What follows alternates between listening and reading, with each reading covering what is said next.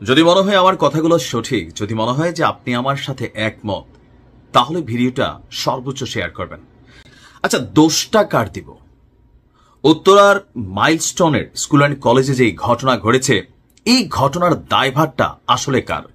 শুরুয়াতটা কখন হলো?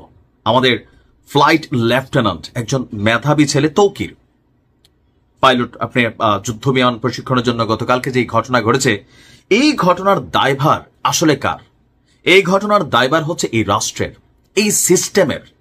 কারণ আমরা যখন কথা বলি, এই সিস্টেমও আমাদেরকে ডিস্টারবেন্স করার চেষ্টা করে যখন কথাগুলো বড় বড় মানুষের জন্য চায়। F-7 যে যুদ্ধ বিমান, আপনি দেখেন F-36 যুদ্ধ বিমান এখন বিশ্বে চলছে, বাংলাদেশে কত? F-7।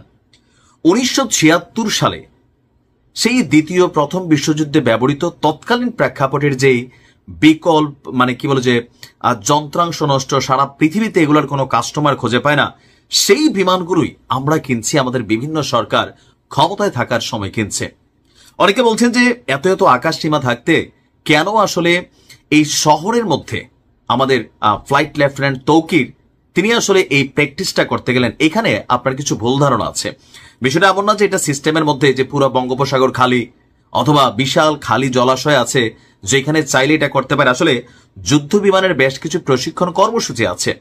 সেই প্রশিক্ষণ কর্মসূচির মধ্যে একটা হচ্ছে ব্যস্ততম নগর বা শহরের মধ্যে যদি কখনো যুদ্ধকালীন প্রেক্ষাপট তৈরি হয়, সেক্ষেত্রে একজন পাইলটের করণীয় কি কি থাকে। যেহেতু তিনি একজন ট্রেনি পাইলট ছিলেন, সেক্ষেত্রে এটা ছিল তার ট্রেনিং এর একটা অংশ যে শহরের মাঝখানে বা ব্যস্ততম নগরের মাঝখানে কিভাবে তিনি ফ্লাই করবেন অথবা বিমান প্রশিক্ষণ নেবেন বা চালাবেন। বিষয়টা এমন না পুরো বাংলাদেশ খালি থাকতে আমাদের অনেক রাজনীতিবিদরা এই কথা বলছেন, কিন্তু আমি বিষয়টা অনেকক্ষণ ঘাটাঘাটি করলাম, তো দেখলাম কি যে এইটাও একটা পার্ট ছিল যে ব্যস্ততম নগর শহর মধ্যে আসলে একজন পাইলট যুদ্ধকালীন সময় তার করণীয় ভূমিকা কি। তো সেইটা করতে গিয়া তিনি যে ফ্লাইট, মানে যে F-7 যুদ্ধ বিমানটাতে ধ্বংস হলেন বা এতগুলো জীবন চলে গেল, সেই জীবনগুলোর শুরুয়াতটা হয়েছে যখন থেকে এই যুদ্ধ বিমানগুলো আমাদের সরকাররা কিনতে শুরু করেছে। এত এত বাজেট, এত এত বরাদ্দ, আমি জানি না আসলে রাষ্ট্রের কোথায় যায়। এই যে এতগুলো বাচ্চা মারা গেল, আমি যখন নিউজটা করছি, মোর দেন 27 অফিসিয়ালি ঘোষণা। গতকালকে রাত্রে থেকে বিভিন্ন জায়গায় আওয়াজ যে এই হতাহতের সংখ্যাটা অনেক বেশি, কেউ বলছেন শত শত। এই সময়ের মধ্যে আবার পলিটিশিয়ানরা কেউ কেউ আবার গুজব ছড়াচ্ছেন, কেউ কেউ অথবা সত্য বলছেন। নানান গসিপ আমাদের সামনে আসছে যে প্রকৃত মৃতের সংখ্যা কত। আবার আমাদের বিভিন্ন জায়গায় পলিটিশিয়ানরা মুভমেন্ট করছেন। এই মুভমেন্টগুলো এই মুহূর্তে আসলে কি জরুরি ছিল? এখন যখন আমাদের রাজনৈতিক বড় বড় দলগুলোর নেতারা মুভমেন্ট করেন, তাদের সাথে স্বাভাবিকভাবে শত শত নেতাকর্মী অটোমেটিক যাচ্ছে। রাজনীতিবিদরা যথেষ্ট সাপোর্ট দিচ্ছেন, রক্ত পাঠাচ্ছেন, যাই করছেন, কিন্তু সেখানে যখন বড় বড় ক্যারেক্টাররা যাচ্ছেন, স্বাভাবিকভাবে সেখানে আরেকটা নেগেটিভ পরিবেশ পরিস্থিতি তৈরি হচ্ছে। এই F-7 যুদ্ধ বিমান বা আমাদের বিমান বাহিনীর যে বর্তমান অবস্থান, সবকিছুই কিন্তু সাংঘর্ষিক। পৃথিবী চলতেছে F-36 যুদ্ধ বিমান, যেটা আমেরিকার কাছে, রাশিয়ার কাছে, ইরানের কাছেও এর থেকে আপডেটেড বিমান, কিন্তু আমরা এরকম লক্কর ঝক্কর একটা যুদ্ধ বিমান দিয়ে প্রশিক্ষণ চালাচ্ছি। দেখেন, তৌকিরের জীবন নিয়ে আমার আফসোস নাই, কেন? তার লাইফটাই এমন। প্রফেশনালি তৌকির একজন পাইলট, একটা যুদ্ধ বিমান যিনি পরিচালনা করবেন, তিনি যে কোনো সময় মৃত্যুবরণ করবেন, কিন্তু যেই বাচ্চাগুলো মারা গেল, এই বাচ্চাগুলোর মৃত্যুর দায়ভার আসলে কে নিবে? কথা হচ্ছিল সংস্কার। তো এই সংস্কারগুলা, এই যে মৃত্যুর মুখে তৌকিরকেও ঠেলে দেওয়া, একটা যন্ত্রের মধ্যে উঠাই দেওয়া, এগুলোর কি পরীক্ষা নিরীক্ষা ওই রকম ভাবে আসলে হয়? আমি জানি না যে আসলে কোথায় থেকে আমরা শুরু করবো এই সিস্টেমের বিরুদ্ধে সংস্কার অথবা লড়াই করা। নানান আন্দোলন, নানান কর্মসূচি, অনেক কিছু ঘটছে, কিন্তু আমার কাছে মনে হচ্ছে এই যুদ্ধ বিমান ভূপাতিত হওয়ার আসল রহস্য হলো এই সিস্টেম, এই লুটপাট, দুর্নীতি।